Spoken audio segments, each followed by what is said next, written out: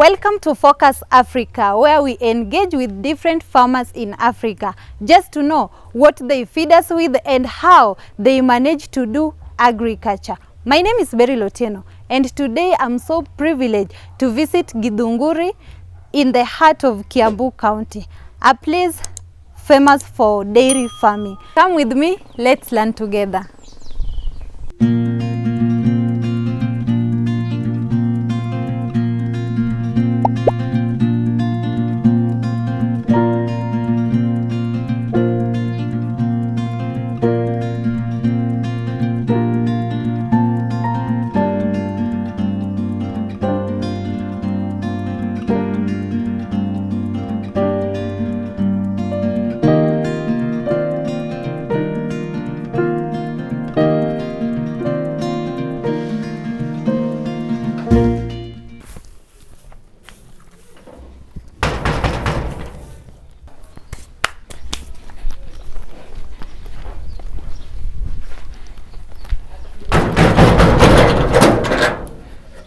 Hello, hi. Hi.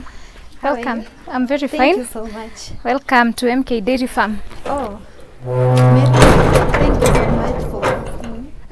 Yeah. So now Yes. you'll have to step here Oh, sorry. Okay. for the purposes of disinfecting. For how long? That's enough. Okay. So who is Mary? Mary is a young farmer based in Kiambu County, Yes. Githunguri town. So this is MK Dairy Farm, like I have told you from the gate. Yes. We are dealers in pedigree dairy cows. We also do construction of modern cow sheds, and we also do offer farm trainings for the farmers who would love to know more about dairy farming. Okay. Yeah. So Mary, do you own this business or you are like part? Is it a partnership? So business? this is a partnership business. Yes. We are 3 of us, 2 sisters and 1 cousin. So it's a family thing. Yes, it's a family thing, but Mary is the one who does the marketing and everything. So The marketing of the farm. Yeah. who inspired you to do this kind of business? What inspired me is when I was growing up, I was brought up in an environment where cows were the major business, I mean milk, and we were able to go through school, and we are 4 of us at home. So it really inspired me, because if mom and dad were in a position to do that as a business and see us through in life, then I told myself, why not? Wow. Yeah. So how many cows do you have? So in total we have 20 milkers, Okay. and then we have 8 in calves. For the heifers we have 4 this side. Okay. The other side we also have 4. Yeah. So Mary, first let's talk about the calves. I can see I think they are different. Yeah. Are they different in breeding or? Yeah, these are different breeds. Yes. Like now this one is a Frisian. This one is also a Frisian. This one is also a Frisian. This one is an Asher, pure Asher. Yes, that is the only other breed apart from the Frisian and the Holstein. Yes. This is the extra breed that we have, and it's only one in the farm at the moment. Okay. Yes. So how are the calves being taken care of? Okay. The reason why they are here, they are already weaned. Yes. So right now they are not feeding on milk. For starters, between 1 month, for the first month, we normally give them milk from the mothers. And then because here we look at milk is our major business. Yes. After the first month, the milk, we normally take it to the dairy, and then we give our heifers from the second month what we call milk replacer. The reason why we give them milk replacer is because they are not completely weaned. They take a milk replacer from the full of second month, and then now from the 3rd month we start introducing things like hay, napier. So by the time they are 3 months, Yes. they are able to feed well on super napier and bran and also hay. We also give them supplements, and the reason why we supplement them is by the time they get to the bulling heifers from the age of 12 months to 15 months. Bulling heifer means a cow is already on heat or it is ready to be served. So the reason why we supplement our heifers is for the supplements to give the heifers enough heat, so that by the time it gets to 12 months, it's able to be served. Okay. Yes. Amazing. So how do they, like, how many times do they feed in a day? They feed 3 times in a day. They feed in the morning, Okay. they feed during lunchtime, and they feed in the evening. Okay. Yeah. And also I can see they have water here. Yes. Is the water treated or? Okay, the water here is normally clean, direct from the borehole. It's already treated from the borehole. From the borehole direct? Yes, yes. Okay. I think we can now move to the major section. Okay, so now from here we can go to the in-calves. Once the heifers, we normally serve our heifers from here. Once they are served and confirmed, we take them now to the in-calf heifers cow shed, which is at the far end.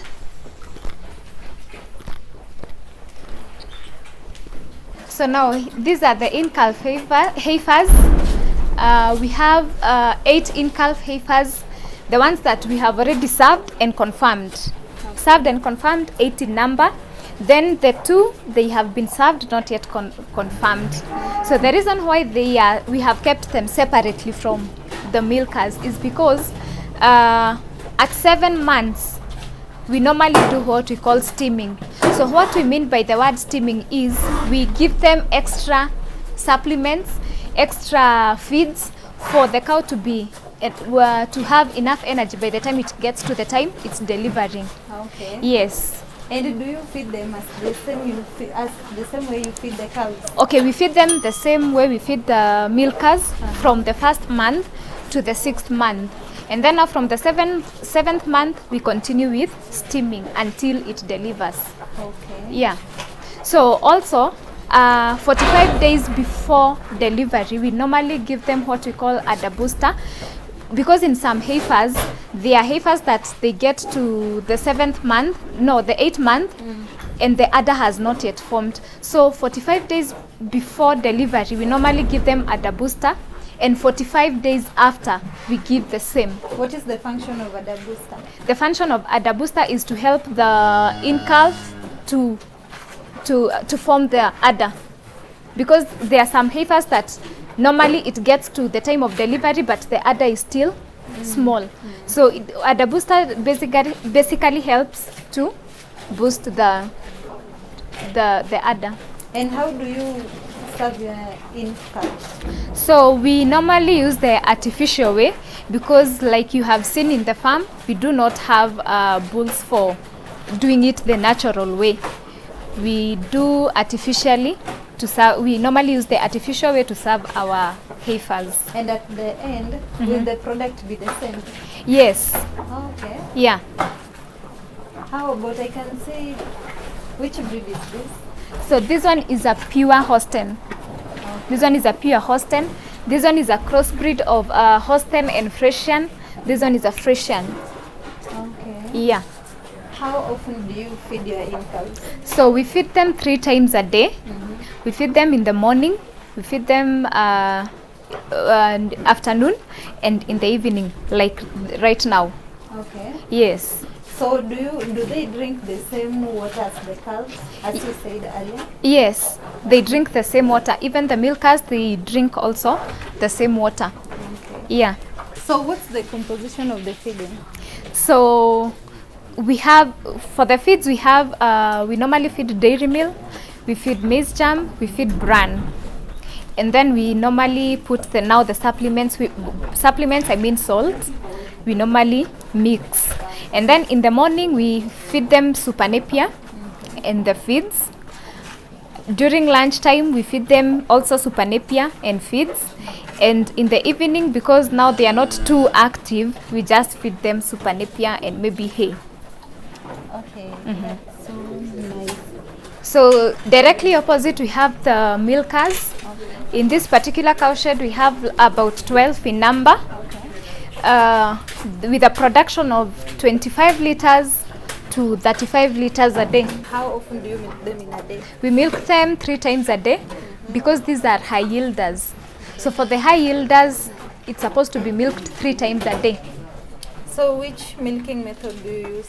We use the natural way. We normally milk manually. We don't use the machine. And the reason why we don't use the machine is because the machines do not completely milk the milk. So we use manually because the milker will know when the milk already is over. And one of the reasons why we also don't use machines is because they subject our cows to mastitis. Because of not completely milking the milk from the cows. Okay. Yes. So what's the average, let's say, a single cow, if you milk, how many liters can it? So our cows produce from 25 liters to 35 liters a day.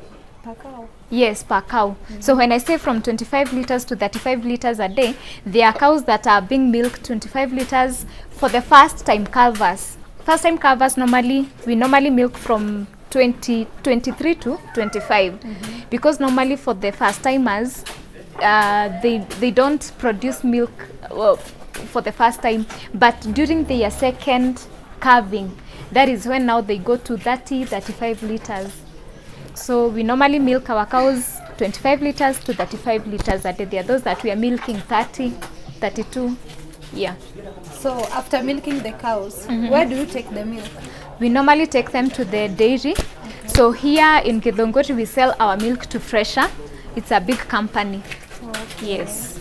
That is where we sell our milk. And just out of curiosity, I can see every cow has a tag. Yes. Is there the role of that tag? Yes.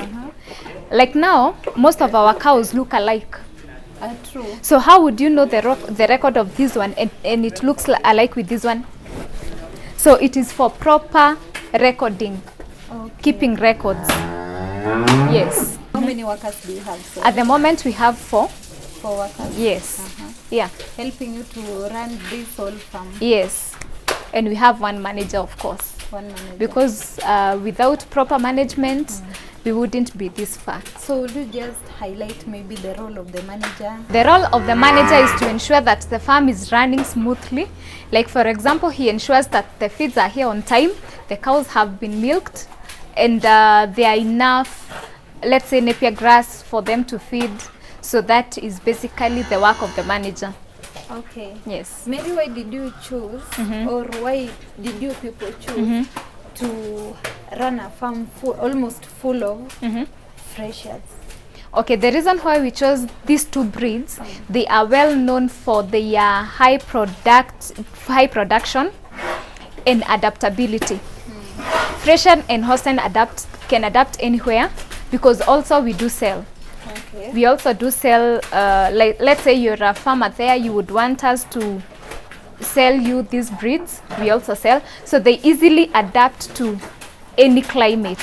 That is why we chose these breeds. And why do you put them on concrete rather than the others? Hygiene. Because of hygiene. Because like now this one, it is easy for the workers to like remove the leftovers, clean with water. So basically it's because of hygiene, because we would love to maintain hygiene as much as possible. Cows are also like human beings. They want to feed on clean troughs. They want to sleep in a comfortable area. So that is why we chose such a structure. How often do a vet visit you? We have a farm vet. A farm vet normally comes the time that she's supposed to be in the farm. In a week she's supposed to visit the farm 2 times. 2 times in a week. And maybe let's say there is a cow that is unwell, we normally call her, but we have a personal farm vet. Is there any way the waste products of these cows assist you people? Yes. That is what we use. Manure is what we use in the shamba, and we also have biogas. So we use the manure for the biogas. Okay. Yes. So Mary, as we finish up, which advice would you give to those farmers who are maybe planning to be like Mary? So one of the advice I would tell farmers is that this is a profitable business. And to those youths that are saying, that are complaining that there is no employment or there is no work, you can easily be your own boss through dairy farming. Okay. Yes. And do you offer training? Yes, we do offer trainings, which we normally charge, but for customers that are coming to purchase, trainings are absolutely free. We normally train our customers on how to start and manage a farm For free? For customers that are coming to purchase. It is absolutely free training. So we normally train on how to start and manage a farm. Secondly, we do train on how to feed, because feeding is a program on its own. Thirdly, we train on how to keep good records. And fourthly, all our trainings, the vet is normally there, because there are questions like you'd ask and the vet is supposed to answer. Even in terms of breeding, how you should breed, how you should select your breeds, we normally train on all those things. Okay, for those who don't maybe come to purchase, how much do you cost? So our trainings are 4,000, a small fee of 4,000 Kenya shillings. For how long? For 2 hours. Training goes for 2 hours. Just a day? Yes, 2 hours only. Okay. 2 hours for 2 hours for the training, you pay 4,000, and it is 4,000 per head. You come during lunch hours, we milk together, we feed together, so that we can do it practically. When we talk about the feeding program, we do it practically. So are there any requirements a trainee should come with? The only requirements is now the 4,000, a pen and a notebook. Just no that. national ID, No. Okay. Just 4,000, a pen and a notebook. Okay. And now your mind. Beryl, Yes. part of our training, it also entails how you should handle the cow. Okay. We normally train our clients on how they should handle the cows, because there are some cows that are normally violent and others are calm. So, and you being our farmer today, I'm going to show you how you see now, like this one, I'm going to show you how you're supposed to handle it. How you're supposed to handle the cows. Okay. Yes. You are supposed to touch it like this slowly, so that to make it calm. Like this? Yes, like that, to make it calm. Like that. Wow, this is so amazing. Yes. At least today I've learned something new, how to calm a cow. So you see, Beryl, it is it's that simple to calm a cow. Also, on our interview, there's one thing that I think we have left out, where the cows sleep. So this is where our cows sleep, and we normally use sawdust.